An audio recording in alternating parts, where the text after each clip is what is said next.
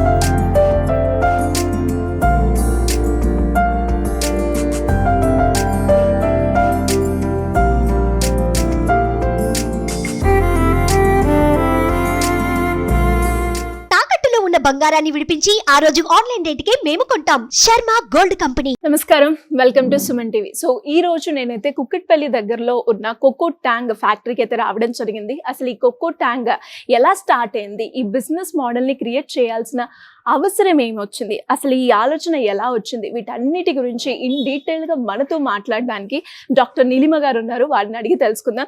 So background చూస్తుంటేనే ఒక్కటి మాత్రం నేను మాట్లాడే కన్నా ముందు మీకు ఒక విషయాన్ని గుర్తు చేయాలి అనుకుంటున్నాను. ఏదైనా ఒక వ్యాపారం మనం మొదలు పెట్టాలి అంటే ఖచ్చితంగా దానికి డబ్బు కావాలి అని ఆలోచిస్తూ ఉంటారు. అండ్ ఫైనాన్షియల్ గా దాంతో పాటు ఫ్యామిలీ సపోర్ట్ కూడా కావాలి. ఇంత పెద్ద ఫ్యాక్టరీని క్రియేట్ చేశారు. కేవలం వారు 5,000 పెట్టుబడితో స్టార్ట్ చేసి ఇప్పుడు ఇంత రేంజ్కి వచ్చారు. మనకు ఒక చిన్న ఆలోచన, ఒక ధైర్యం, నేను చేయగలుగుతాను అన్న నమ్మకం ఉంటే మనని ఎక్కడికో తీసుకెళ్తారు కదా. సో దాని గురించి, ఈ కోకో ట్యాంగ్ గురించి ఇన్ డీటెయిల్ గా మనం అయితే మాట్లాడదాం. నాతో పాటు వచ్చేసేయండి. నమస్కారం డాక్టర్ నీలిమ గారు. హాయ్ అండి. హాయ్, నమస్తే. సో ఎలా ఉన్నారు? బాగున్నానండి. సిరి గారు బాగున్నారా? నేను కూడా చాలా బాగున్నాను. అసలు మీ గురించి నేను విన్నప్పుడు నాకు చాలా ఇంట్రెస్టింగ్ గా అనిపించింది. అండ్ మనం ఎన్నో రోజుల గురించి లైక్ రావాలి, షూట్ చేయాలి, ఈ అవుట్పుట్ ని మనం అందరికీ కూడా పరిచయం చేయాలి అన్న ఉద్దేశమే అనమాట. అసలు ఈ కోకో ట్యాంగ్ అన్న థాట్ ఎలా వచ్చింది మీకు? ఫస్ట్లీ వెల్కమ్ అండి మా యూనిట్ కి. Thank you. సో కోకో ట్యాంగ్ అంటే ఏంటి అని అంటే స్ట్రాంగ్ ఫ్లేవర్స్ ఆఫ్ కోకోనట్ అండి. సో మన దాంట్లో అంతా కూడా కోర్ ఇంగ్రీడియంట్ అనేది కోకోనట్ ఉంటుందన్నమాట.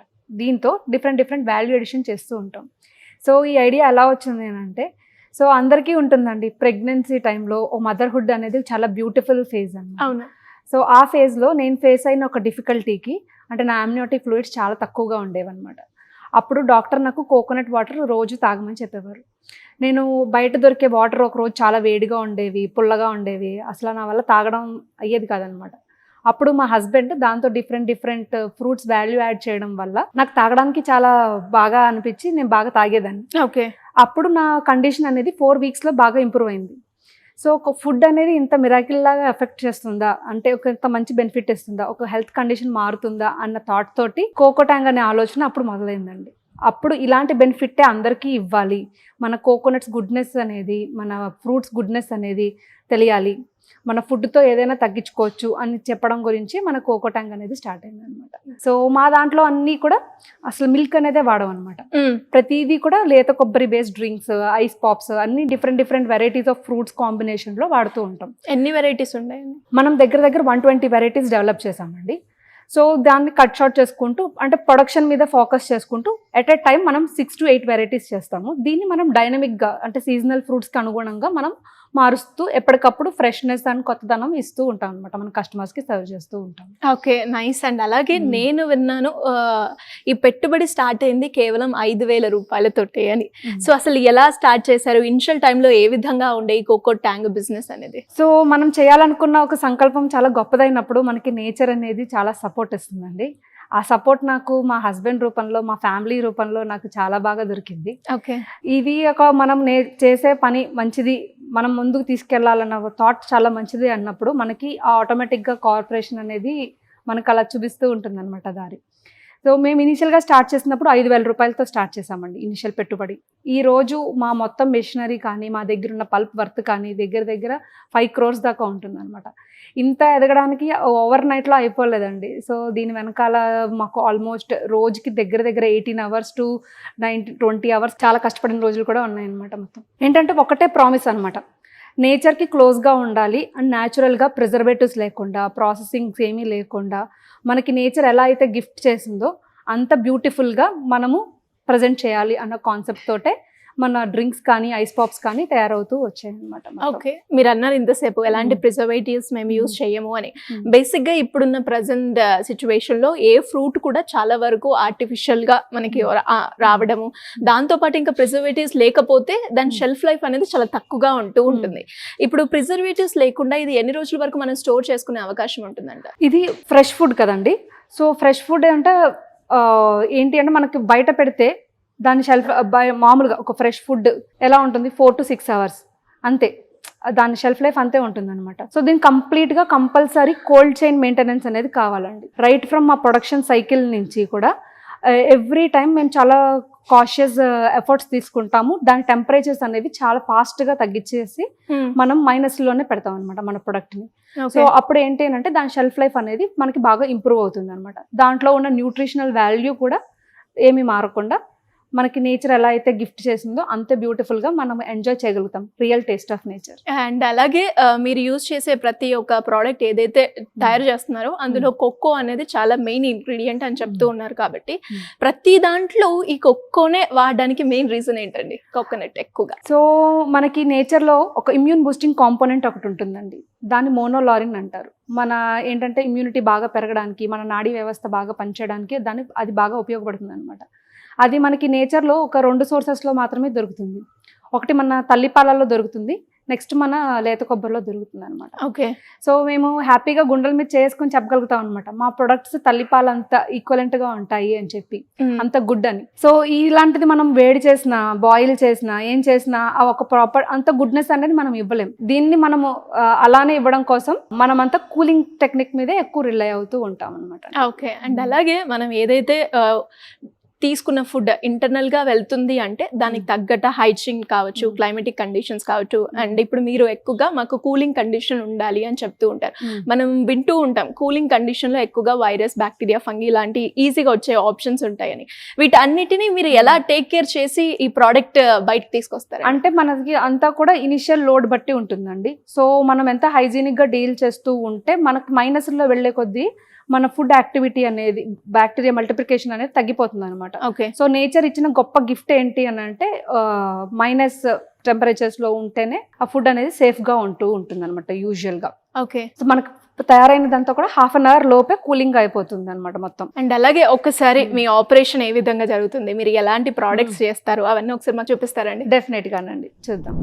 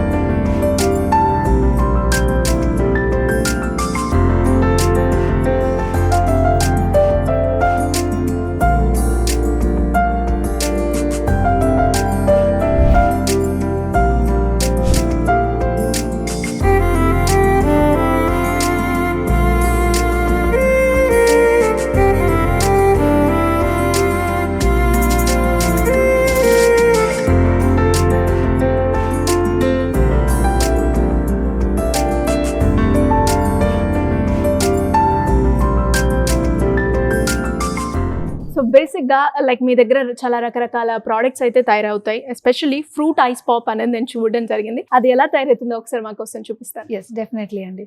సో మన దగ్గర అంతా కూడా 100% ఫ్రూట్ అనమాట. Every byte is a fruit అండి. ఓకే, సో మనం ఇక్కడ యూజ్ చేసేదంతా కూడా న్యాచురల్ ఫ్రూట్ తోటి టెండర్ కోకోనట్ పల్ప్ యాడ్ చేసి మనము దాన్ని ఫ్రూట్ ఐస్ పాప్ కింద తయారు చేస్తాం అనమాట. మన దగ్గర స్పెషాలిటీ ఏంటి అని అంటేనండి, మనం వాడే న్యాచురల్ పల్ప్ అంతా కూడా మన ఫ్యాక్టరీలో తయారైన పల్పేనమాట. Okay, so we ensure that the end quality of pulp is also very safe and very neat hygiene and also మన దగ్గర మంచి క్వాలిటీ, దాని రైప్నెస్ అనేది చాలా పీక్ టైంలో ఉన్నప్పుడే మేము హార్వెస్ట్ చేస్తూ ఉంటాం అనమాట. యూజువల్గా ఏంటి అంటే ఆ ఫైబర్ అనేది మనకి ఈజీగా డైజెస్ట్ అవ్వడం కోసం, ఆ ఫైబర్ బ్రేక్ అవ్వడం కోసం వీ యూజ్ దిస్ మెషిన్ అనమాట to mix wear the coconut, ఆ లేత కొబ్బరిలో ఉన్న ఫైబర్ అండ్ మనం ఇప్పుడు ప్రస్తుతం మీకు మ్యాంగో చూపిస్తున్నాను. సో మనకి ఆ మ్యాంగో ఫైబర్ అంతా కూడా కంప్లీట్గా బ్లెండ్ అయిపోయి మైక్రాన్ లెవెల్స్లో బ్లెండ్ అయిపోయి వస్తుందండి. సో ఇది ఇక్కడ అయిపోయిన తర్వాత మనం ఒకసారి క్వాలిటీ చెక్ చేసుకుంటాం అనమాట. ఇక్కడ క్వాలిటీ చెక్ అయిన తర్వాత it will be going for packing. Okay, so నేను ఇక్కడ మీకు మెషిన్ ఇది ఎలా వర్క్ అవుతుంది. సో ముందుగానే మనం వేసేస్తామండి పల్ప్ వేసినప్పుడు మనం అంటే రెండు ఈక్వల్గా మిక్స్ చేసుకుంటాము. సో మిక్స్ చేసుకున్నప్పుడు అదంతా కంప్లీట్గా మనకి అది బ్లెండ్ చేస్తూ ఉంటుంది అనమాట. ఓకే, సో మన ఎవ్రీ మెషిన్ అనేది అంతా కూడా 316 గ్రేడ్ SS తోనే ఉంటుందండి. Every contact surface is design for GMP practices అనమాట. సో మనం వాడే ప్రతి ఎక్విప్మెంట్, ప్రతి కాంటాక్ట్ సర్ఫేస్ అంతా కూడా 316 స్టీల్తోనే ఉంటుంది. మనము ఈవెన్ క్లీనింగ్కి అన్నిటికీ కూడా మనం RO వాటర్ వాటే యూజ్ చేస్తూ ఉంటాం.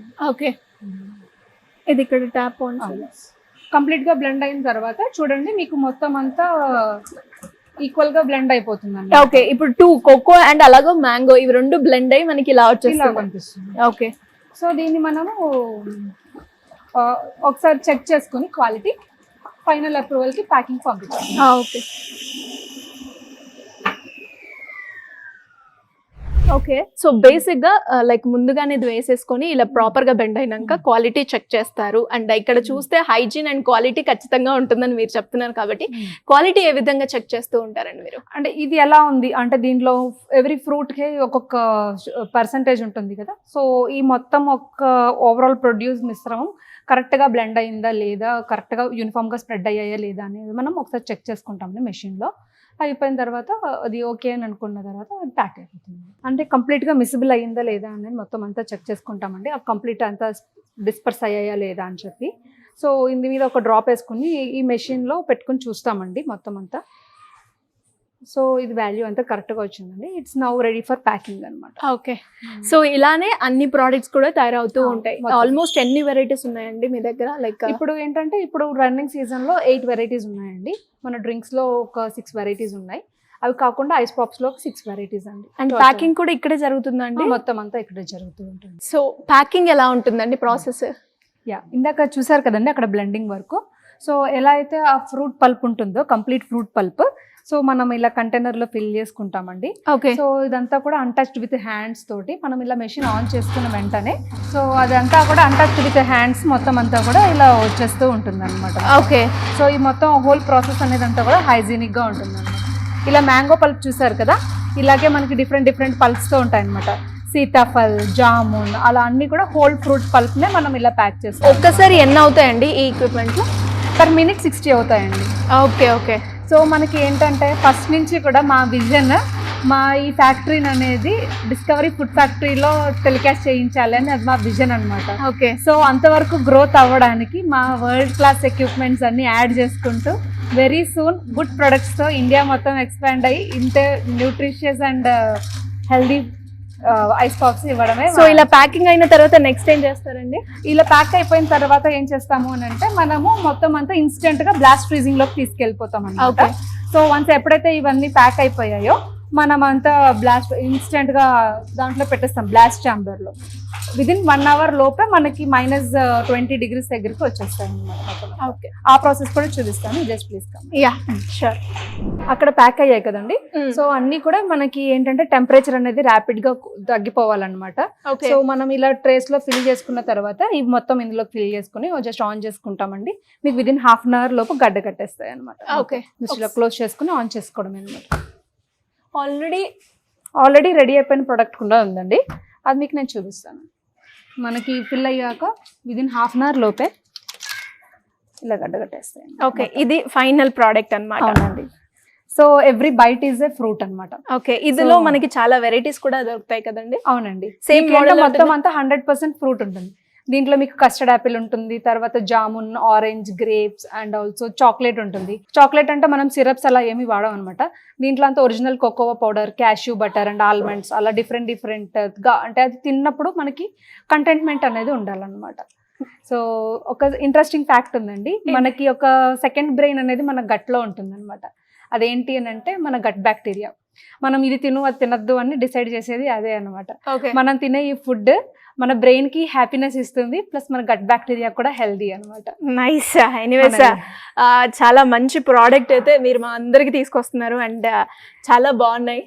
టేస్ట్ చూసి చెప్పండి how you are feeling and also. And నేను మీరు ఫస్ట్ రాగానే నాకు ఇది ఇవ్వడం జరిగింది, చాలా బాగుంది. అండ్ మీరు అన్నట్టుగా ప్రతి మూమెంట్ కూడా నేను ఆ పల్ప్ ని ఎంజాయ్ చేస్తూ ఎక్స్పీరియన్స్ అవుతున్నాను.